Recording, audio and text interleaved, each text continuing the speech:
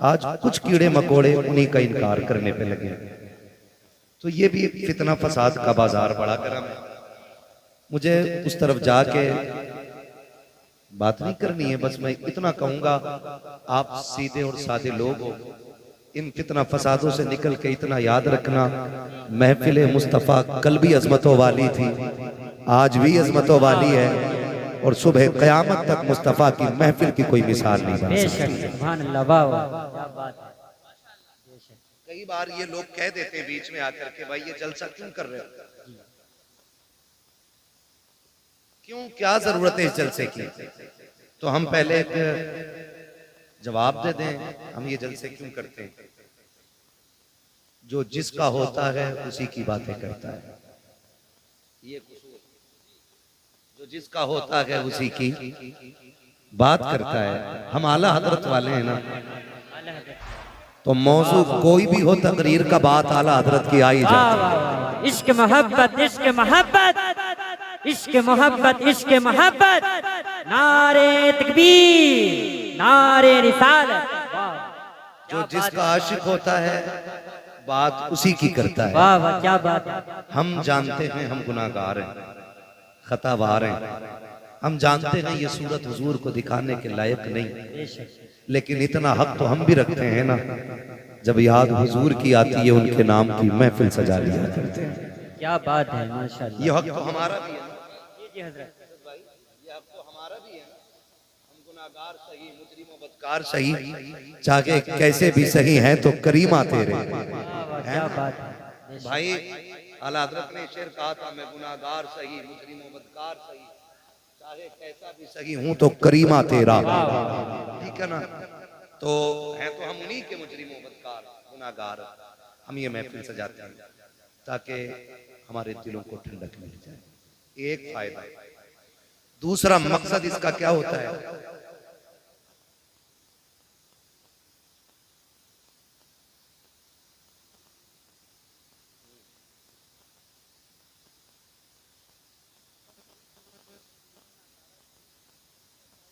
है तो करीमा तेरा। तो मैं आपसे बात अर्ज करूं, दूसरा फायदा, सारे लोग ना तो मदरसा जा पाते हैं और ना ही उम्रें रह गई हैं, किसी को जरूरतों ने रोक दिया, किसी को हालात ने रोक दिया। तो कम से कम ऐसा होता है कि जब ये महफिलें सजती हैं ना, तो जो साल भर की कमियां होती हैं इन महफिलों में बैठ करके उन्हें दूर कर लिया जाता है और अमल के मैदान की तैयारी हो जाया करती है। वाह, क्या बात है, माशाअल्लाह। तीसरा फायदा इस महफिल का ये होता है कि हम दुनिया में आए क्यों हैं, रब ने हमें भेजा क्यों है, हमें ये मकसद फिर से याद आ जाए। ठीक है जी, इतने सारे फायदे। अब उसके बाद मेरा एक सवाल, इल्जामी जवाब है ये लोगों के लिए। ऐसे लोग भी होंगे, कमेटी वाले बैठे हैं यहाँ पे, हैं कमेटी वाले इधर हैं, इतनी ठंड लगी है कि हाथ नहीं निकाल पा रहे हैं कमेटी वाले। ठीक है ना, आज जलसे वाले हो, काश कल हुजूर ये कह दें कि मेरे गुलाम आ जाए। वाह वाह, क्या बात है, माशाअल्लाह।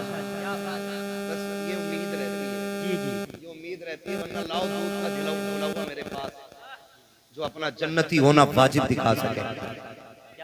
क्या बात है। आला हजरत जैसा अल्लामा कह रहा है, मुजरिम को न शर्माओ अहबाब कफन ढक दो, मुंह देख के क्या होगा पर्दे में भलाई है। क्या बात है। पता नहीं कुछ लोगों को कौन सा पारसाई का कीड़ा चढ़ गया है ना। अब उनकी बारगाह में, खैरियत थोड़ी है किसी की। तो कई बार ऐसा होता है,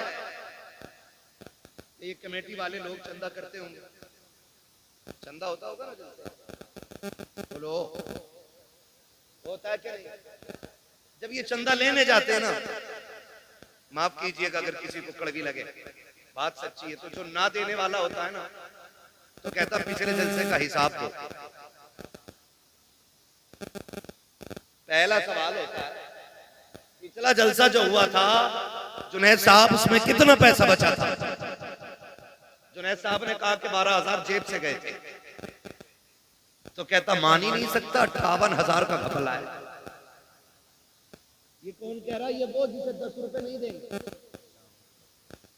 जिसे 10 रुपए नहीं देने होते, वो कहता है कि घपला है 58,000 का, खुद तो देता ही नहीं, दूसरों से भी कहता, अरे सुनो ये तमाशे हैं इनके खाने पे, ढकोसले बना रखे, जब पैसा खत्म तब जलसा, जब पैसा खत्म तब चंदा, जब पैसा खत्म तब जलसे के नाम पे भीख मांगने निकल जाते हैं। मेरा चैलेंज है, जितने जलसा करा रहे हैं इनमें से एक भी खाना खराब नहीं होगा, सारे खाते पीते लोग हैं। है कोई ऐसा जो पेशे से भिखारी हो? बोले, है कोई ऐसा जो पेशे से भिखारी हो तुम में? नहीं ना। चलो ये तो अपने मुंह से मना कर रहे हैं, मैं चैलेंज करता हूं, ये जितने जलसा कराने वाले हैं इन्हें सबको खड़ा करो और सब इनके चेहरे की तरफ देखो, फिर पता लगाओ, जाओ जाके बस्ती में पता करो इनमें से कोई ऐसा है। मौलाना जुनैद साहब कभी बीवी की दवा के लिए किसी के दरवाजे पे 10 रुपए लेने गए हो? ये कमेटी वाले अपने बच्चों के शौक के लिए किसी से 50 रुपए का सवाल करने गए हो? इन कमेटी वालों ने किसी से अपने घर के खर्चे के लिए 100, 500, 1000 रुपए मांगे हो?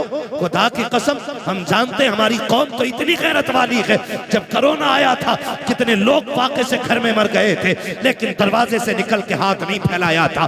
कितने लोगों ने भूख की वजह से मौत को गले लगा लिया था, लेकिन अपनी हकीकत, अपनी हैसियत किसी के सामने नहीं ला के रखी थी। अगर आज ये जलसे वाले किसी के दरवाजे पे जाके हाथ फैलाते हैं तो मकसद अपने बच्चों की जरूरत नहीं, अपने खर्च का ही पैसा नहीं, बीवी का इलाज नहीं, सिर्फ इसलिए मेहनत करते हैं ताकि ये पैसा हो जाए और ये महफिल सच जाए और ये दीवाने आ जाएं, बातें मदीने वाले की होने लग जाएं। वरना खुदा की कसम तुम क्या दे सकते हो?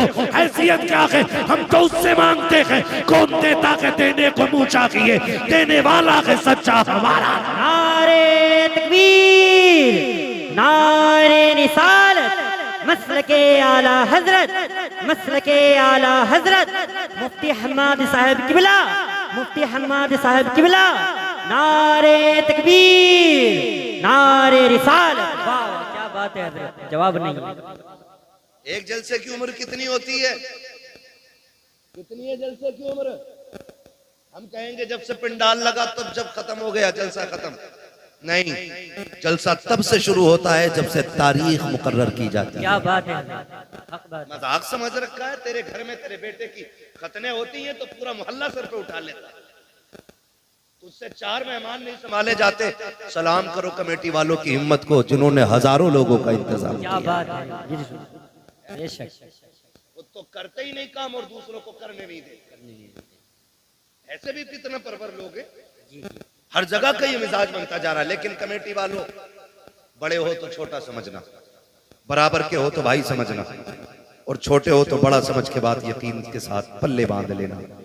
दुनिया कुछ भी कहे, हम इन कोई उम्मीद नहीं, हमें मदीने वाले से उम्मीद। वाह वाह, बेशक।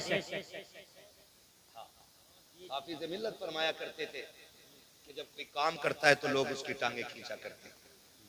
हाँ, और हयातुल हैवान के अंदर मुल्ला अली कारी ने लिखा है कि हिरन कभी शेर के हाथ ना आए, सिर्फ एक गलती करता है जो वो पकड़ा जाता है। मुल्ला अली कारी हयातुल हैवान के अंदर लिखते हैं कि हयातुल हैवान के अंदर लिखा हुआ है कि हिरन जो है ना कभी शेर के हाथ ना आए जो उसकी रफ्तार है, पकड़ा सिर्फ इसलिए जाता है वो क्योंकि वो मुड़ के पीछे देख लेता है। अगर वो पीछे मुड़ के न देखे तो कभी शेर के हाथ नहीं आएगा। इसलिए काम करने वालों, कुत्ते भौंकते रहते हैं, हमें अपना काम करते रहना चाहिए। जी जी जी, बेशक। मुड़ के पीछे, मुड़ के पीछे, मुड़ के पीछे, मुड़ के देखोगे रफ्तार धीमी हो जाएगी, और कुत्तों के डंडे मारोगे तो काम बंद हो जाएगा, क्योंकि फिर कुत्तों से लड़ते रह जाओगे। बड़े कुत्ते भौंकते रहते हैं, मस्त कहावत याद है ना ये, मस्त हाथी चलता रहता है, अपने हिस्से का काम करो। कोई कुछ भी कहे फिक्र नहीं, हमें अपना इनाम अपने नबी से लेना है। बेशक। ये महफिल अज़मत वालिदैन के हवाले से सजी। जिन्होंने सजाई अल्लाह उनके वालिदैन अगर जिंदा हैं तो लंबी उम्र अता कर, अगर चले गए हैं तो उनको जन्नतुल फिरदौस अता कर। नौजवानों, माँ बाप रब की बड़ी नेमत है। लफ्ज माँ इतना मीठा है कि ये जबान पे आता है और मिठास कलेजे पे महसूस होती है। वाह और बाप, बाप का तो तसव्वुर आते ही ऐसा लगता है जैसे आसमान सर पे आ गया हो। अक्सर गाड़ियों पे लिखा होगा, आपने देखा होगा, माँ की दुआ ठंडी हवा। ये ट्रक के पीछे, गाड़ियों के पीछे अक्सर लोग लिखते हैं। हमें इसलिए याद है, हम लोग रोड पे चलते हैं और देखते हैं माँ की दुआ, माँ की दुआ इतने ठंडे ना पड़ो कि बोल ना पाओ। मुझे मालूम है मेरे हिस्से में 3 के बाद का वक्त आया, लेकिन मैं खुश हूं इस बात के कि मेरे हिस्से में क्रीम क्रीम आई है, जितना मट्ठा है वो सारा जा चुका है। वाह वाह, क्या बात है। अच्छे ही लोग रह गए, अच्छे ही लोग रह गए। मैं आपको मजबूर नहीं करूंगा कि आप उठ के नारा लगाएंगे या कैसे, बस मेरी बात सुने, यहां के जरिए यहां तक आ जानी चाहिए। माँ की दुआ, ठंडी हवा, जोर से माँ की दुआ, माँ की दुआ ठंडी हवा।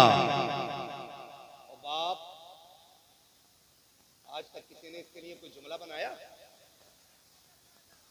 ये तो हुजूर का फरमान है, मैं अपनी बात कर रहा हूं। आपको अल्लाह सलामत रखे, कम से कम इतना याद तो है। बाप के लिए किसी ने आज तक कोई जुमला इस तरह का नहीं लगाया जिस तरह माँ के लिए लगते हैं। माँ की दुआ, ठंडी हवा, मेरी माँ की दुआओं का सदका, सारा माँ पे ही लगा दिया। बाप से बहुत दूर लोग रहते हैं। उसकी वजह जानते हैं? इसलिए कि माँ चांद की चांदनी की तरह होती है और बाप सूरज होता है।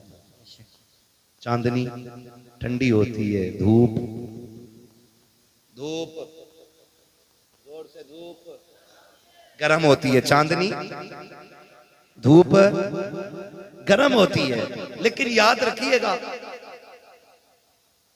चांद की चांदनी अपनी जगह है,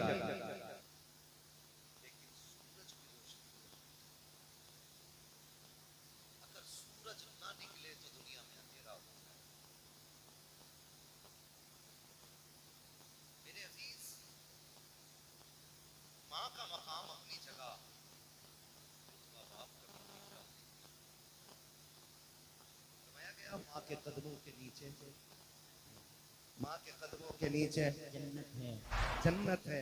और जब बाप की बारी आई, फरमाया गया बाप जन्नत का दरवाजा है। दरवाजा है। लेकिन जब अजमत बतानी हुई तो फरमाया गया कि अगर तुम्हें यह देखना है तुम्हारा रब तुमसे राजी है या नाराज, फरमाया सुबह उठ के बाप का चेहरा देख लो, अगर बाप तुमसे राजी है तो तुम्हारा खुदा भी तुमसे राजी है। वाह, क्या बात है हजरत, जवाब नहीं, माशाल्लाह। हक तेरा बात है। खुदा भी तुझसे राजी है अगर तेरा बाप तुझसे राजी है।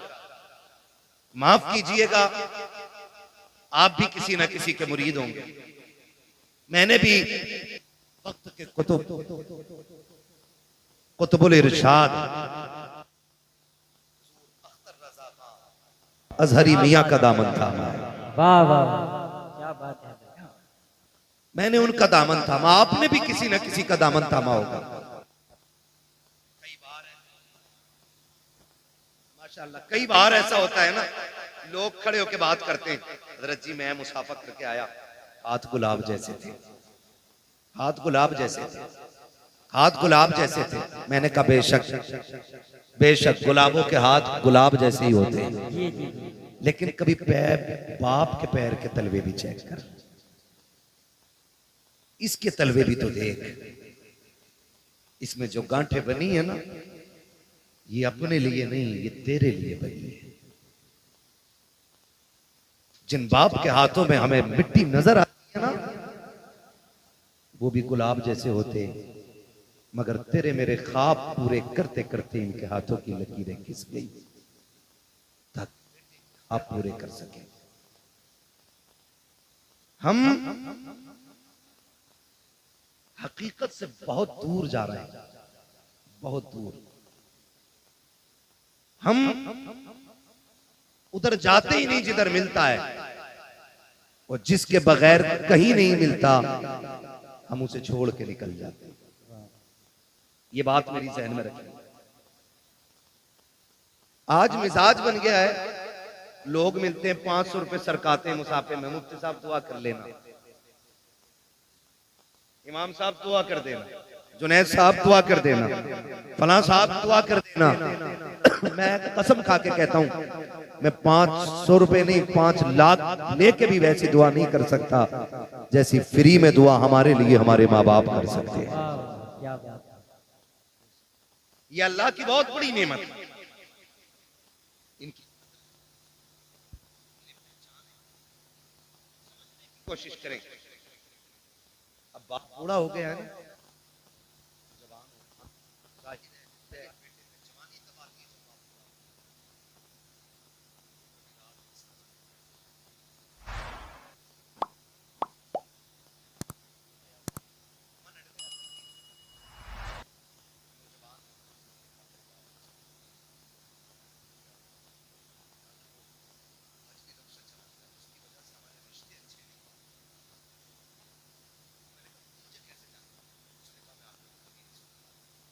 तो मैंने कहा जालिम तुझे इतना भी हया नहीं आया क्या? तूने मेरी गुफ्तगू में आज तक बाप के हवाले से बात नहीं सुनी? ये दिल में मेरे ख्याल आया, दिल में ख्याल आया, फिर सोचा कोई नतीजा नहीं।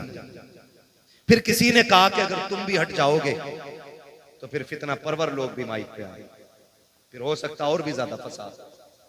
नहीं गए छोड़ के, लेकिन उस दिन एक चीज का एहसास हुआ, जिस बेटे को जवान करने के लिए एक बाप दर दर के ठोकरे खाता है,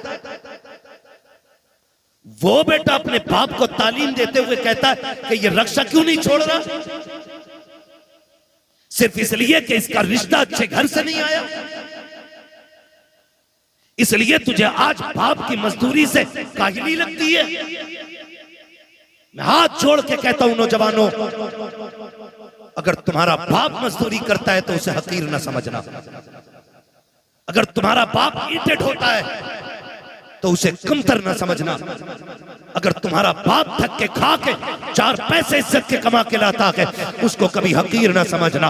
वो रक्षा चलाने वाला, वो ठोकरे खा के तुम्हें 4 पैसे ला के देने वाला, वो मजदूरी करके पसीना बहा के तुझे इज्जत की रोटी खिलाने वाला, जब शाम को लेटा करे कभी उसके कंधे दबाया कर, कभी उसके तलवे दबाया कर। अगर वो तुझसे कहे बेटे क्या बात है, तो उसके कदमों को चूम के कहा कर अब्बा तेरा एहसान है, तू इतना अच्छा बाप है, तूने बाप होने का हक अदा कर दिया है, तूने किरदार निभा के दिखाया है। अब्बा तेरी मजदूरी पे सदके जाए, तेरी मेहनत पे कुर्बान जाए। हमें शुक्र रब का, रब ने हमें दलाली वाला बाप नहीं दिया है, मेहनत वाला बाप दिया है कि तूने किसी के आंसुओं में डूबे हुए लुकमे नहीं खिलाए, अपने पसीने में डूबे हुए हलाल के लुकमे लाके। नारे तकबीर, नारे रिसालत, मसलके आला हजरत, मसलके आला हजरत, मकामे वालिदैन, मकामे वालिदैन, नारे तकबीर, नारे रिसालत,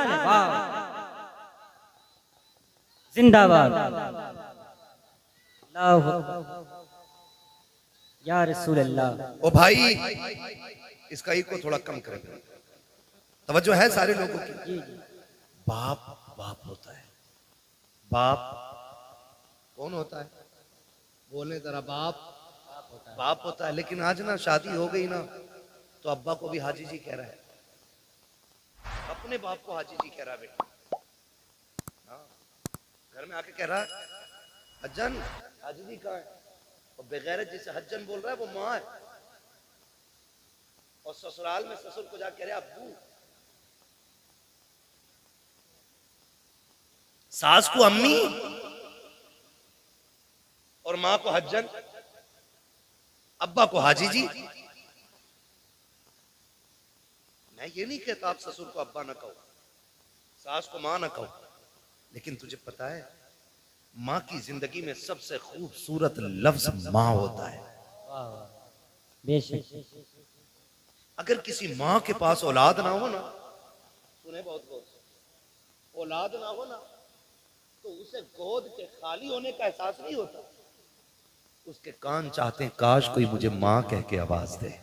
वाह वाह, क्या बात है। काश कोई मुझे अम्मी कह के पुकारे, काश कोई मुझे माँ कह के आवाज दे। खुदा की कसम, औरत की जिंदगी में अरबों खरबों, मैं कहता हूं बेहिसाब दौलत हो और माँ कहने वाला ना हो ना, उसकी हजारों खुशियां भी एक वीराना जंगल हो जाती हैं। बेशक। भूल गए हम, भूल गए हम। इस माँ ने इस आवाज के लिए कितने दुख उठाए। आज बेटा कहता है नहीं नहीं जी, मैं शुक्र है पुणे में रह रहा हूं बच्चों के साथ, मौलाना आना मेरे से घर। अम्मी किधर है? का अम्मी गांव में ही है। तो मैंने कहा मौलाना क्या खाक करने आएगा? जब तेरे घर में माँ के लिए जगह नहीं तो मौलाना के लिए जगह क्या करेगा? कान खोल के मेरी बात सुनना प्यारे, दौलत कमाओ तुम्हारा हक है, जितनी चाहो हलाल कमाओ, लेकिन माँ बाप को छोड़ के नहीं, माँ बाप को छोड़ के नहीं। इसलिए कि दुनिया की कोई भी दौलत माँ बाप से बड़ी दौलत नहीं हो सकती। बेशक। माँ बाप से बड़ी दौलत नहीं हो सकती। कह रहा नहीं बच्चों के साथ हूं, अल्लाह का शुक्र है, अम्मा से पूछ के आया था, अम्मा से पूछ के आया था क्या काम आने का। मैंने कहा अम्मी अकेला रहता हूँ, रोटी टाइम पे नहीं मिलती है, ले जाऊं बीवी को? इससे अलावा बेहतर बहाना कोई बेगैरत के पास हो ही नहीं सकता, ले जाऊं बीवी को? तो कहता हजरत जी मेरी माँ ने ना इजाजत दे दी थी। मैंने कहा सुन, माँ तो माँ होती है ना, दुनिया की कोई भी दौलत माँ को नहीं लग सकती है। मुझे याद आया माँ, जब वो कहती है ना माँ ने हाँ कह दिया था, तो एक नौजवान, अब तो बूढ़ा हो गया होगा, उसने ऐलान निकाला जुनैद भाई अखबार में, जिससे माँ ना पाली जाती हो वो मुझे दे जाए, जिससे अपनी माँ ना पाली जाती हो वो मुझे दे जाए। तो लोगों ने वो ऐलान पढ़ा और हैरत हुई, कहा जो लोगों से अपनी माँ नहीं पलती, ये ऐलान कर रहा है जिससे माँ नहीं पाली जाती हो हमें दे जाए। इंटरव्यू के लिए लोग गए कि भाई इस दौर में जब लोगों से अपनी माँ नहीं पलती, तू ऐलान करके दूसरों की माँ मंगा रहा है। उसने कहा एक कहानी है, इसमें एक राज है। कहा बताना। फिर वो रोने बैठ गया। तवज्जो कीजिएगा, अब उसने जो रोना शुरू किया और अपनी बात बताई, उसने कहा जी मैं छोटा था, मैंने होश संभाला ना, तो मैंने देखा मेरी माँ की एक आंख नहीं थी। क्या नहीं थी? जिसकी आंख ना हो उसे क्या कहते हैं?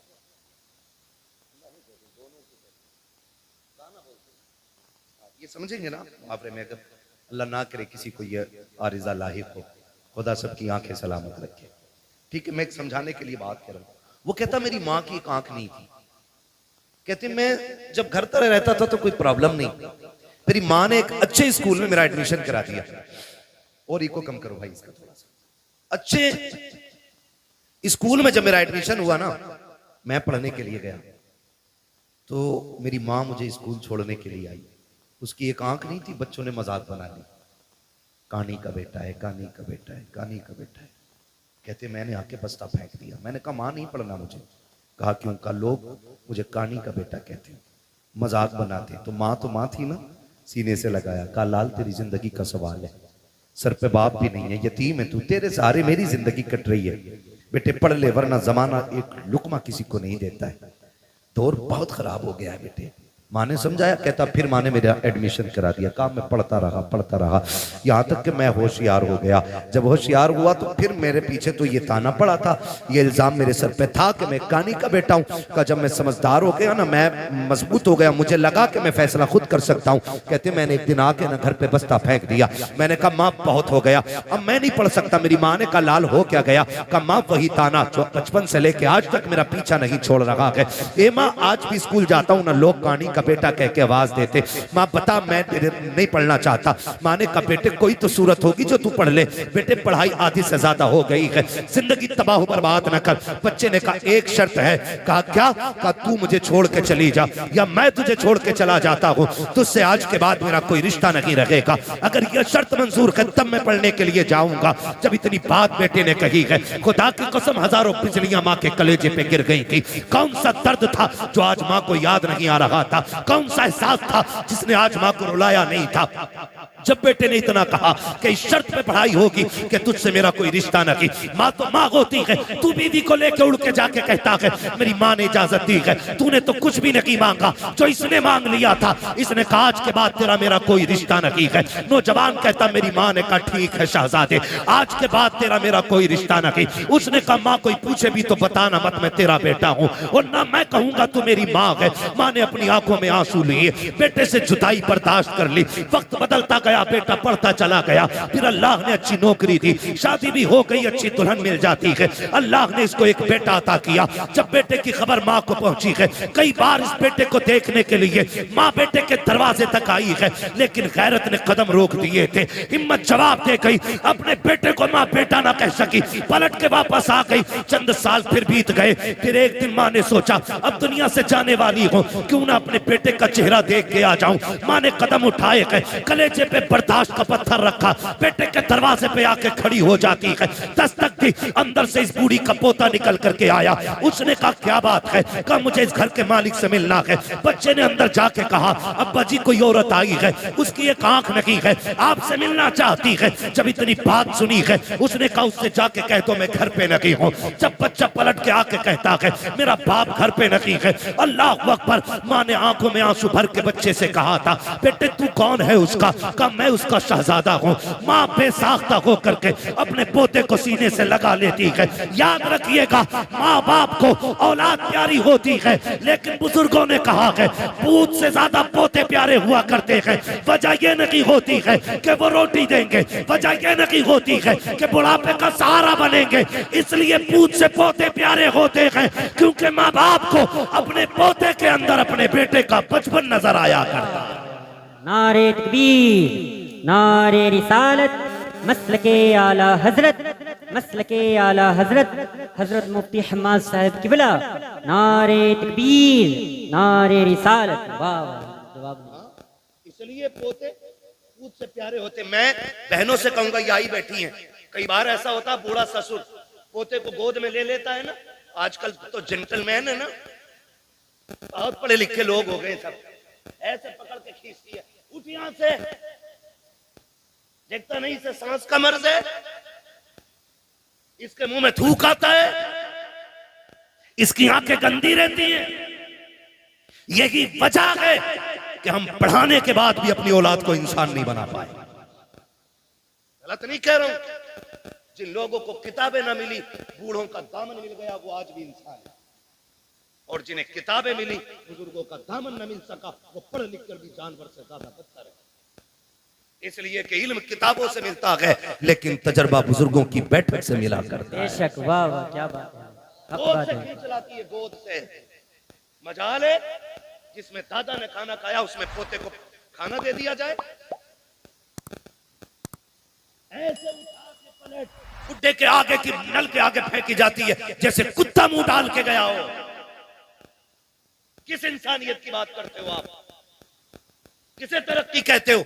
वो अंधेरा की भला था कि कदम राह पे थे, रोशनी लाई है मंजिल से बहुत दूर हमें।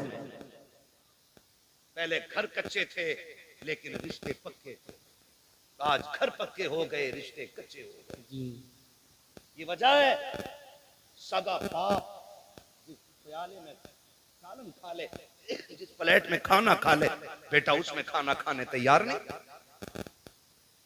अब्बा के आगे का गिलास बेटा धो के पानी पीता है, मौत नहीं आ जाती? कह रहा नहीं, इससे बीमारी फैलेगी। मेरे नबी ने फरमाया सूरुल मोमिन शिफाउन, और जालिम मोमिन के जूते में शिफा होती है। उससे किसने कह दिया कि इसमें बीमारी है? आज बाप के जूते बर्तन में बेटे पानी नहीं पीते। मुझे बताओ, दौर बहुत करीब है। हमने 2000 के बाद का जो दौर हमने देखा है ना, इससे पहले कभी ऐसा दौर नहीं आया। इससे पहले कभी ऐसा दौर नहीं आया। आज कंडीशन ये है कि 25% लोग कैंसर के मरीज हैं। हाँ, 25% कैंसर, 99% शुगर घुसती जा रही है। गलत नहीं कह रहा हूं। जानते हो क्यों? क्योंकि हमने अपनों का झूठा खाना छोड़ दिया। आज तो चार भाई एक दस्तरखान पे बैठे होते तो चार अलग अलग प्लेटें लगती हैं। अगर 10 लोगों की बंदा दावत कर देना, मैं तो देखता हूं मौलवियों को भी खिलाते हैं ना खाना तो डिस्पोजल में, यूज एंड थ्रो, कागज की प्लेट। तुझे क्या पता घर के बर्तन की बरकत क्या है। जो कौम अपनी दीन के रहबर को प्लास्टिक के गिलास में पानी पिलाए वो खाक तरक्की करेगी। जाओ, गारंटी है मेरी, ले आओ बड़े से बड़े फलसफी से टेबलेट जाकर के, बड़े से बड़े अरस्तु से दवा लेके आ। खुदा की कसम, जब दवाएं काम छोड़ जाती हैं तब छक मार के तुम्हें दुआओं के लिए जाना पड़ता है। क्या बात है। इसलिए कि जो काम दवाएं नहीं करती हैं वो काम दुआएं किया करती हैं। लेकिन आज हुआ क्या, कंडीशन देखो, सगे भाई भी बैठे ना, प्लेटें अलग अलग, गिलास अलग अलग है। एक गिलास रखो तो हमारी कौम उसको समझती है कि ये जिहालत है कि 4 लोगों के बीच एक गिलास। जानते हो, जब मोहम्मद बिन कासिम पहली मर्तबा इस मुल्क में आया,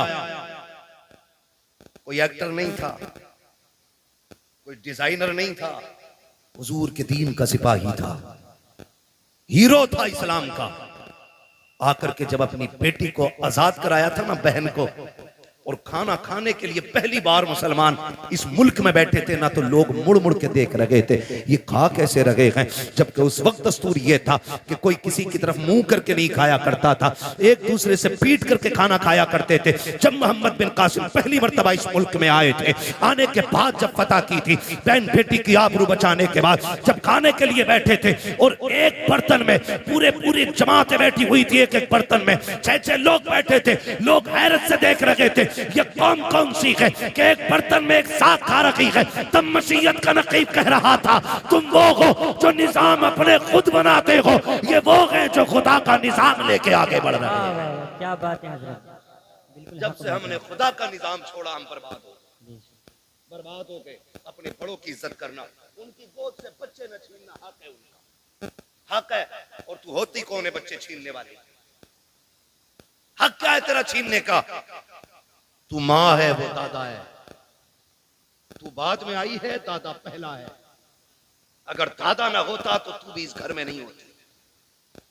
मगर इसी को जो है ना, हमारे लोग, हमारे भाई उल्टा बच्चों से कहते हैं, हाँ हाँ सही तो कह रही तुम्हारी अम्मी, जाना मत, अब्बा के झूठा खाना मत। तुझे पता है जब बंदा 70 पार कर जाता है ना, और उसके पैर कांपने लगते हैं, हाथ नहीं काम कर पाते हैं, नजर पूरी नहीं देख पाती है, चप्पल जूते ढूंढने लग जाता है, लाठी टटो के पकड़ता है ना, तब खुदा आवाज दे के कहता, फरिश्तों खबरदार, अब इसके अमाल से कलम गुनाहों के एतबार से उठा लिया जाए, अब इससे खता भी हो जाए तो खता न लिखना, इसलिए कि अब मेरा बंदा दुनिया तनहा छोड़ गई है, अकेला रह गया है, अब मेरी रहमतों का सहारा है। देखते नहीं हो फरिश्तों, कोई जूती चुरा रहा है, कोई लाठी छुपा देता है, किसी को थूक से नफरत है, किसी को इसके मुंह से नफरत है, कोई इसकी आंखों से घिन कर रहा है। अब दुनिया ठुकरा गई है, देख ये सिर्फ मेरी रहमत के सहारे है। खुदा की कसम, ऐसे बंदे जब दुनिया से जाएंगे, अल्लाह कयामत के दिन बड़े बूढ़े को बुलाएगा और बुला के पूरे परिवार को इकट्ठा करेगा, फिर उस बड़े बूढ़े से पूछेगा, बता इनको पहचानता कि ये कौन है? वो कहेगा, हाँ ये मेरी पोती लगती है, ये मेरा पोता लगता है, ये मेरा बेटा है, ये मेरा देवता है, ये मेरी बहू है, ये मेरा भतीजा है। उसके बाद रब फरमाएगा, बता इनका मामला तेरे साथ क्या था? वो ये कहेगा, मालिक इसको मेरे जूते से नफरत थी, ये मेरे बिस्तर से घिन करता था, इसको मेरे कपड़े से नफरत आती थी, ये मेरे छोड़े हुए खाने को हाथ नहीं लगाता था। रब फरमाएगा, सुन, आज जिनमें से जिसको तू कह देगा मैं उसे जन्नत दूंगा। वो बूढ़ा कहेगा, क्यों? कहेगा, मैं जमाने को बताना चाहता हूँ जिससे तुम कुछ नहीं समझते हो, रब ने आज महशर में उसे शफाअत का इख्तियार अता कर डाला है। क्या बात है हजरत, जवाब नहीं, माशाअल्लाह। इज्जत करो अपने बड़े बूढ़ों की, वरना याद रखना, जैसी करनी जोर से, जैसी करनी ऐसी करे। छोड़ो बुड्ढों को यार, बड़ा रहने दो, इन्हें क्या पता है। अब साहिब जी का दौर है, बुढ़े के दौर में कोई भी जी नहीं था। खुदा की कसम, कोई जी था या ना था, लेकिन इस बुड्ढे के दौर में अदब जरूर था। अदब जरूर था। मेरी जेब पे अगर कलम लग गया ना तो सफेद बालों वाला भी आ जाए तो मैं क्यों उठूं? तो कलम लगा के बैठूं भाई, मैं तो हजरत हूं। मुझे तो लोग हुजूर भी कहते हैं, तो मैं ये लेके बैठ जाऊं? ये हुजूर का दीन नहीं। ये हुजूर का दीन मिटा दे अपनी हस्ती को अगर कुछ मर्तबा चाहे, कि दाना खाक में मिलकर गुले गुलजार बनता है। जिन्हें झुकना नहीं आता उन्हें उठना, उन्हें उठना उठना वही जानते हैं जो झुकना जानते हैं। मौलाए कायनात शेर खुदा फरमाते हैं, अगर तवाज़ु और इंकिसारी की वजह से किसी की इज्जत कम हो जाए तो कयामत में मेरा गिरबान पकड़ लेना। झुकने वाले लोग कभी छोटे नहीं होते। तूफान आता है, हवा तेज चलती है, तो जो हवा के साथ कभी कभी झुक जाते हैं वो कभी उखड़ते हैं। जो अकड़े रहते हैं वो, जो अकड़ जाते हैं वो जोर से वो उखड़ जाते हैं। हमारे हिस्से की ग्रीन इतनी मद्दी तो नहीं हो सकती ना कि बोल ना पाए। मुझे उम्मीद है वही बैठा होगा जिसमें दम होगा। जो अकड़ जाते हैं वो उकड़ जाते हैं। तो मैं क्या बात अर्ज कर रहा था आपसे? उसने भाई ये टंटना मंटना ना करो यार, बोलने दो थोड़ी सी तवज्जो है ना सारे लोगों। बच्चे ने क्या कहा कि अब्बा घर पे नहीं है। उसने लिपटा लिया सीने से, बच्चा छुटा के भागा। मां चली गई। मां कुछ दिन की मेहमान थी। जब बीमार हुई, तबीयत खराब होने लगी ना, उसने कलम लिया, एक तहरीर लिखी, तय की, पड़ोसन को बुलाया, कहा मेरा इंतकाल हो जाए ना, तो वो जो सेठ साहब रहते हैं ना फलां गली में, उनका मकान है, मेरे इंतकाल के बाद ये मेरा कागज उन तक पहुंचाते हैं। लेकिन याद रखना, इसे खोल के ना देखना, ये मेरी अमानत है। इसे खोल के ना देखना, ये मेरी अमानत है। इतना कह के उसने दिया। कुछ दिन गुजरे कि उसका इंतकाल हो गया, मां मर गई। कुछ दिन के बाद उस औरत को ख्याल आया, ये जो बूढ़ी गई है ना, इसने कागज भी तो दिया था जो फला अमीर के घर जाके देना था। उसने वो कागज लिया, लेकर के दरवाजे पे गई।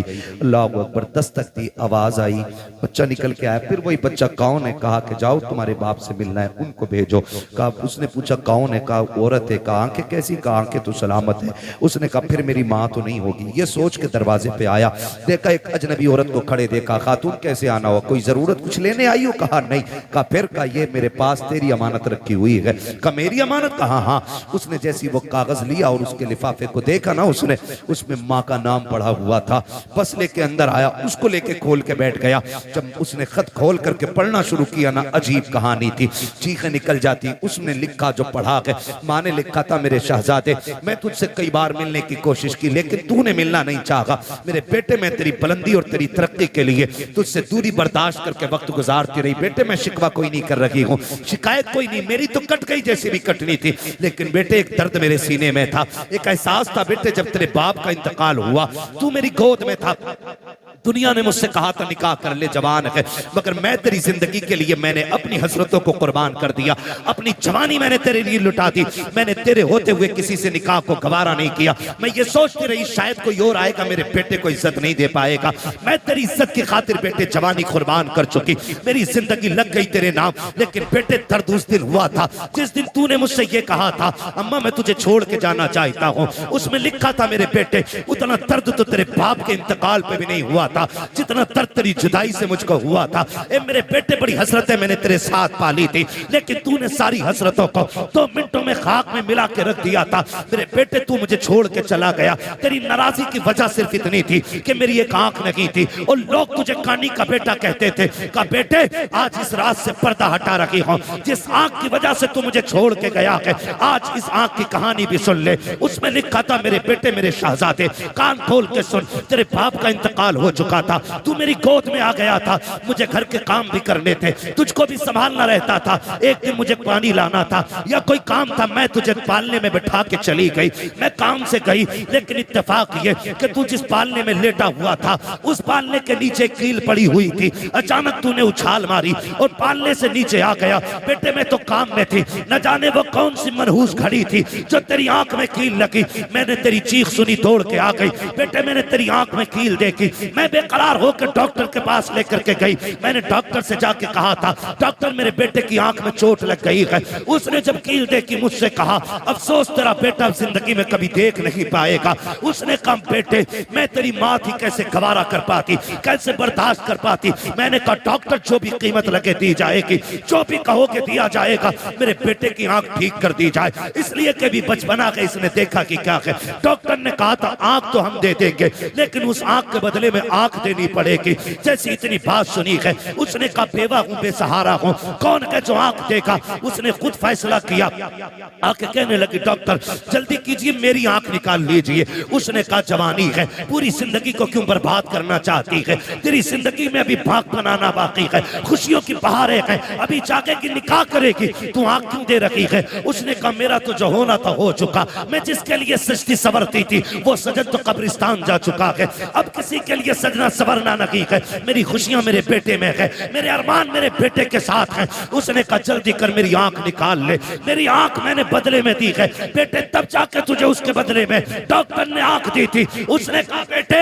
तू ये पूछता रहा कि मेरी आंख कैसे गई है, सुन ये मैंने आंख लुटाई है, तब जाके तूने इसके बदले में रोशनी पाई है, इस आंख की वजह से तू मुझे छोड़ के जा चुका है। बेटे मैं शिकवा नहीं करती, शिकायत नहीं करती, का जब कभी याद आ जाए तो हाथ उठा लिया करना, तेरे मुंह से दुआएं निकलेंगी, कब्र में तेरी माँ को ठंडक और सुकून महसूस हो जाया करेगा। नारे तकबीर, नारे रिसालत, मकामे वालिदैन, मकामे वालिदैन, मुफ्ती हम्माद साहिब किबला, नारे तकबीर, नारे रिसालत।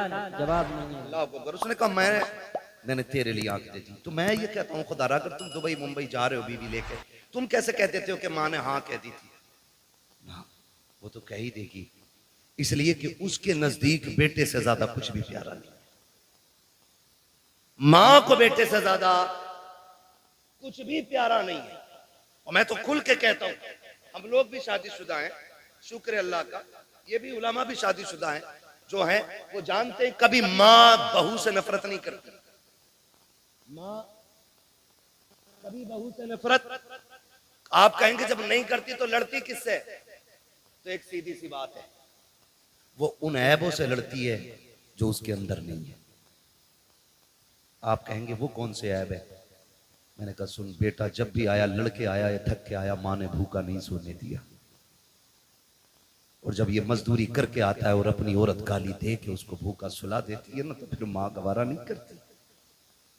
जब बेटा थक के आता और औरत मुंह बिगाड़ के देख के कहती है आ गई ये तुनार लेके, मेरा शादी का सूट किधर है, फिर वो जो थक के लोगों की गालियां खा के आया है टूट जाता है।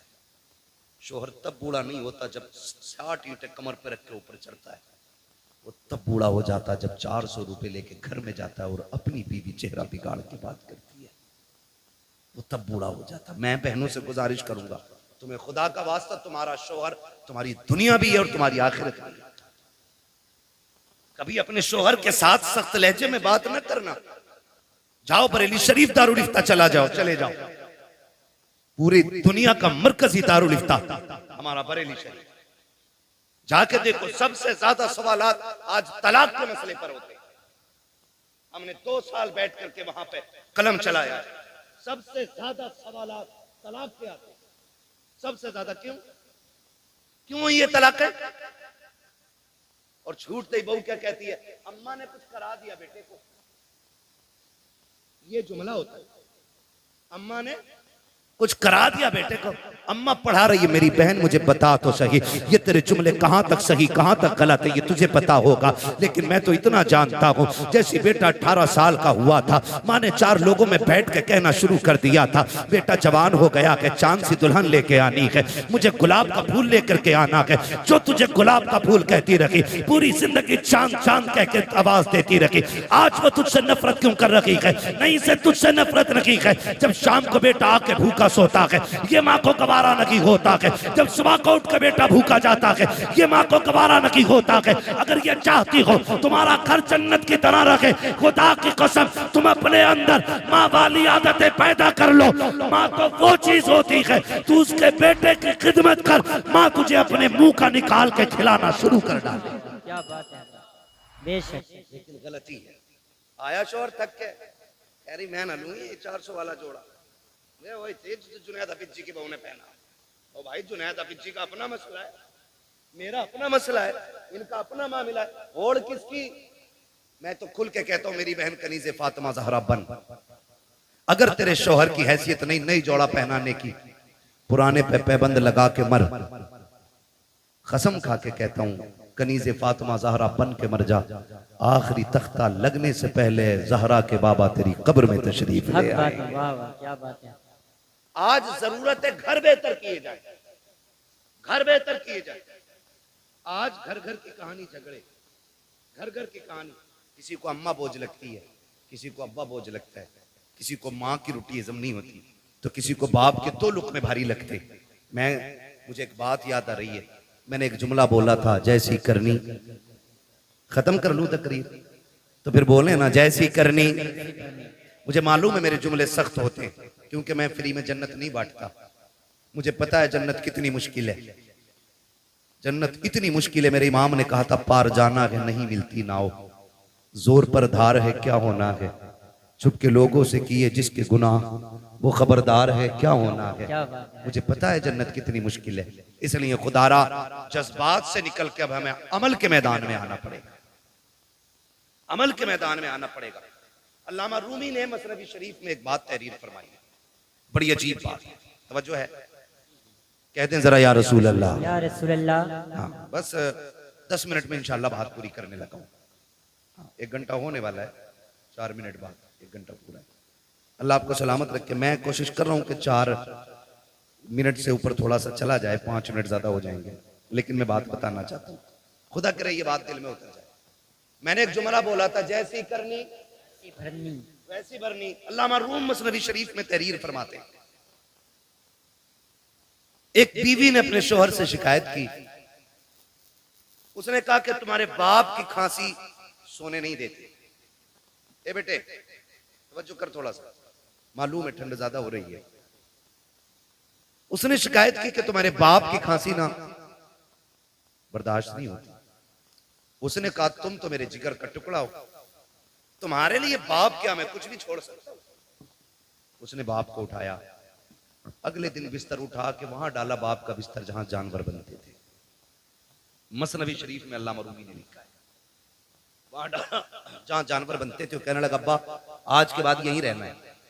बाप था, उसने कहा ठीक है जी मंजूर है। तो बच्चे, उसने एक पुराना सा कंबल उठा के लाया घर से, और पुराना कंबल बाप के ऊपर डाल दिया।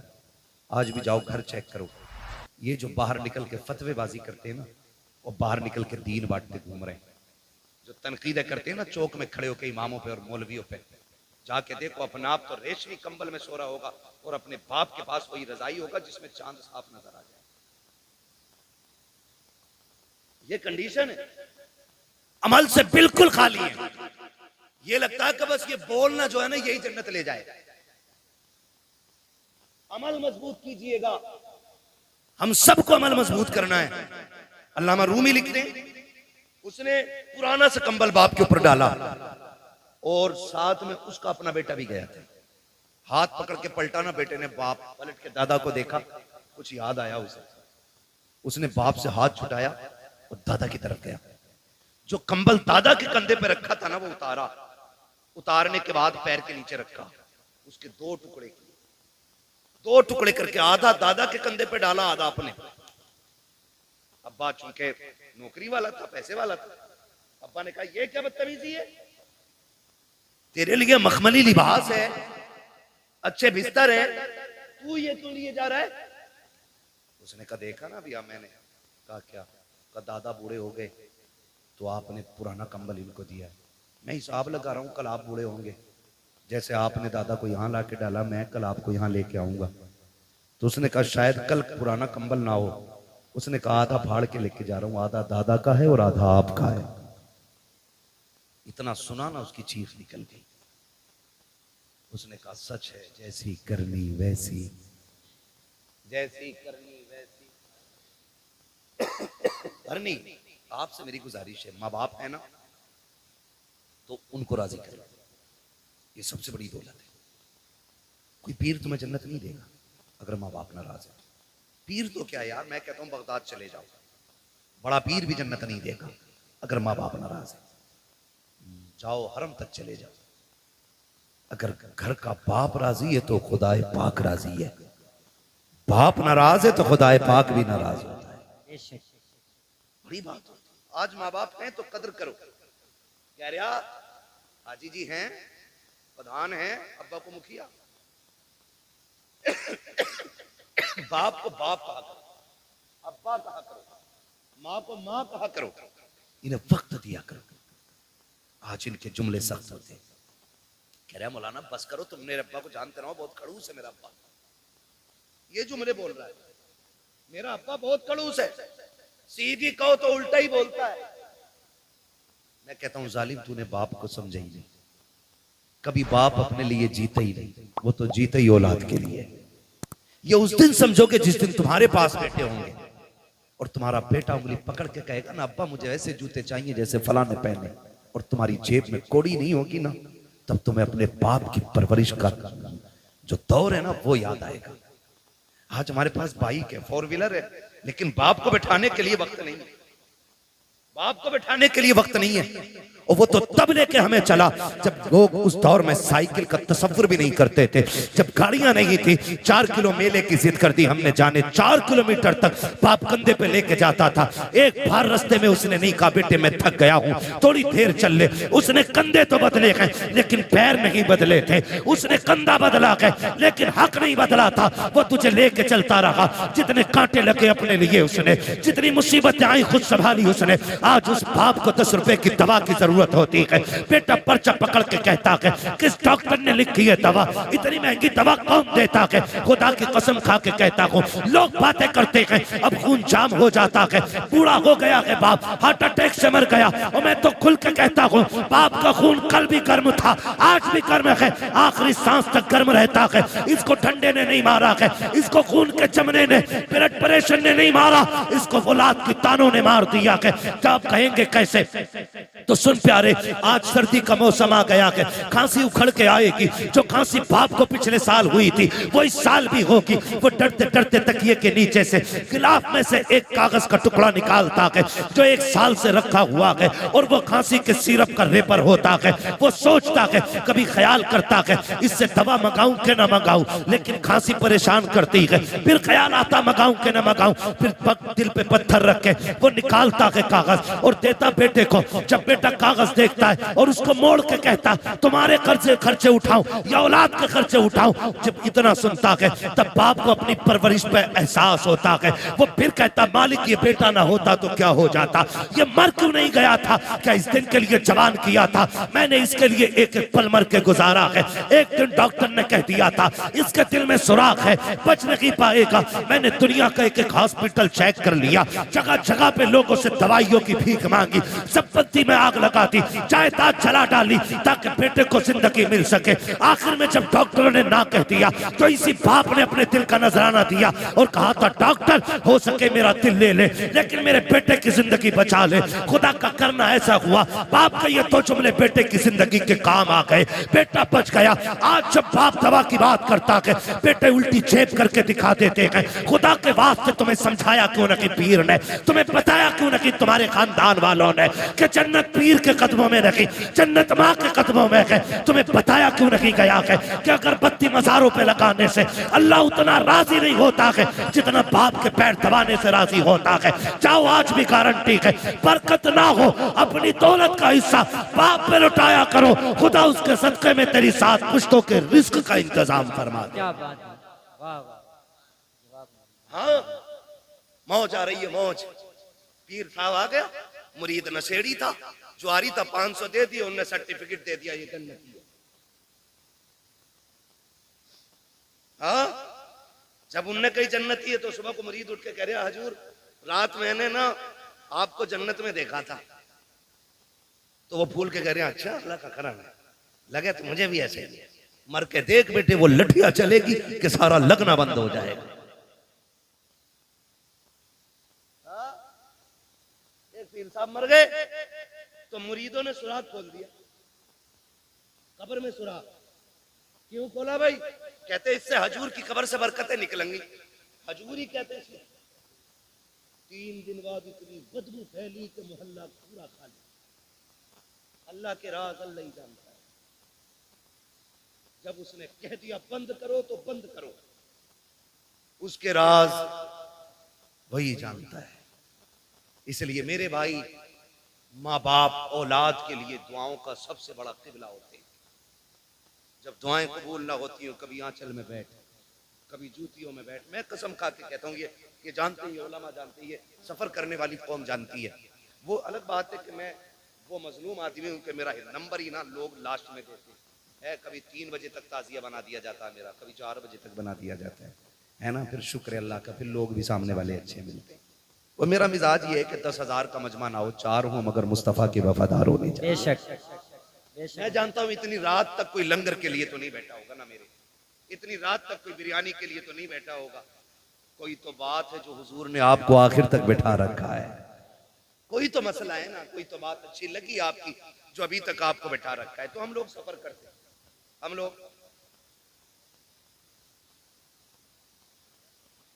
क्या बात है, हम लोग सफर करते हैं, थके हारे रहते हैं। मैं कसम खा के कहता हूँ, अल्लाह ने बड़े से बड़े अच्छे कमरे भी दिखा दिए, बड़ी से बड़ी गाड़ियां भी दिखा दी। और ये हमारा कमाल नहीं है, ये हुजूर के जिक्र का कमाल है। वरना हमारी औकात तो साइकिल भर की नहीं थी। ये तेरा करम है आका के बना लिया है अपना, कहा मुझसे ये कमीना, कहा सिलसिला तुम्हारा, है ना। बस लोग अगर कहें कि भाई क्या है, भाई क्या है, क्या है, कितना बड़ा है, कितना पैसा है, तो सुनो जी, सिर्फ एक ही तारुफ है, तेरे टुकड़ों पे पले गैर की ठोकर पे न डाल, झिड़कियां खाएं कहां छोड़ के सदका तेरा। तो अल्लाह के करम से बड़ी बड़ी गाड़ियां भी देखी, बड़े बड़े होटलों में रुके, बड़े बड़े अच्छे बिस्तर मिले। मगर अल्लाह की इज्जत की कसम खा के कहता हूँ, जो दिल माँ के कदमों में बैठ के लगता है ना, वो किसी भी 5 स्टार होटल के VIP गद्दे पे नहीं लगता है। इसलिए कि आप ना जब दुनिया से पलट के आओ, देखो नारे लगते हैं, कोई कहता अल्लामा आया है, कोई कहता फहामा आया है ना। एक नारा लगता है देखो देखो कौन आया, तो लोग कहते शेर आया, शेर आया। कभी आदमी से जानवर बनाते, ये चीजें अच्छी नहीं आती। हम शेर वेर नहीं, हमें तो सिर्फ हुजूर का गुलाम कहो, इससे अच्छा कोई नारा हमारे लिए नहीं है ना। सिर्फ उनके नौकर कहलाएं, इससे बड़ी कोई हमारे लिए इज्जत की बात ही नहीं हो सकती। इससे बड़ी कोई इज्जत की बात नहीं है। वो तो बड़े बड़े नारे लगते हैं, बड़े बड़े नाम लेते हैं लोग, लेकिन जब माँ के कदमों में जाके बैठो ना, वही बचपन पलट के आता है। और फिर दुनिया के झवेलों से निकल के जब माँ के कदमों में बैठो, जाओ सर में दर्द हो, कितना भी दर्द हो यार, दवाओं से न रुकता हो। कसम खा के कहता हूँ, माँ के पैरों में बैठ, उसे चारपाई पे बैठा, गोद में सर रख के माँ थोड़ी देर सर में तेल डाल दे, वो तेल के बहाने से हाथ डालती है, खुदा हाथ के बहाने से रहमतें उतार देता है। सुभान अल्लाह, सुभान। लेकिन अब किधर गई ये बरकतें, किधर गई ये बरकतें। 6 घंटे बीवी से सर में मालिश करा देगा, 2 मिनट माँ के कदमों में नहीं बैठेगा। बैठा करो, कसम खा के कहता हूँ, मैं खुल के बात कर रहा हूँ, अल्लाह करे ये बात आपकी समझ में आ जाए। ये वो अनमोल तोहफे मेरे भाई, अगर चले गए तो दोबारा चले गए तो दोबारा नहीं आएंगे। ये बड़े तोहफे हैं, इनकी कदर कर लो, है ना।